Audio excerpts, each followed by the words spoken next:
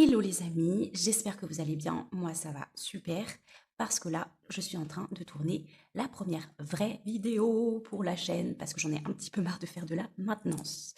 Alors je sais que vous aimez les shorts, mais c'était prévu aussi que je fasse des formats longs. Donc je vais essayer de faire un petit mix des deux, on va voir comment ça réagit. Comme je vous disais, ça va pas être très drôle. Voilà, donc en parlant de short, je viens de m'inscrire sur TikTok et ça tombe à point nommé puisque le sujet qu'on va aborder, c'est justement à propos de TikTok. Et sans plus attendre, générique. Le Sénat a été créé il y a plus de 2 siècles. Il est là pour défendre la voix du peuple et l'héritage de la République. C'est ici, au cœur de Paris, que la liberté s'écrit, se débat, se vit.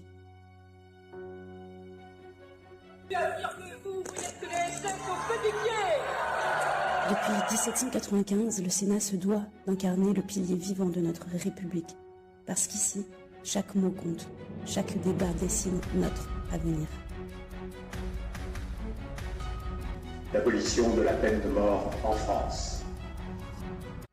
Écho des territoires, mémoire du peuple et promesse de demain. Parce que la liberté ne se décrète pas, elle se défend, elle se débat et elle se vit. Les auditions d'hier concernaient les témoignages poignants des familles dont les enfants se sont donné la mort. Un dictat qui voudrait que la vie ne vaut pas la peine d'être vécue en dehors de TikTok lorsque l'on est adolescent. Ce sont des propos liminaires, incisifs et très forts qui ont été prononcés par Maître Laure Boutron hier lors de l'ouverture des auditions des familles des victimes concernant les effets secondaires psychologiques de TikTok sur les mineurs. L'ouverture de cette commission a été faite le 13 mars dernier et devrait durer 6 mois. Les deux piliers pour cette commission sont Arthur Delaporte, président, et Laure Miller, rapporteur. Laure Miller a pointé le paradoxe morbide, la faiblesse remarquable de la modération des contenus et, à l'inverse, une implication de l'exposition aux contenus violents à caractère sexuel et relatifs à la souffrance physique. Le texte de proposition de résolution souligne bien le fait que de nombreux cliniciens confirment que TikTok tend à exacerber les fragilités psychologiques des personnes les plus vulnérables. Dans un contexte de dégradation de la santé mentale des jeunes, exacerbée depuis la crise du Covid-19, le réseau social est notamment mis en cause dans le suicide de 2 adolescents, je dis bien notamment, de 2 adolescentes de 15 ans, en 2021 et en 2023.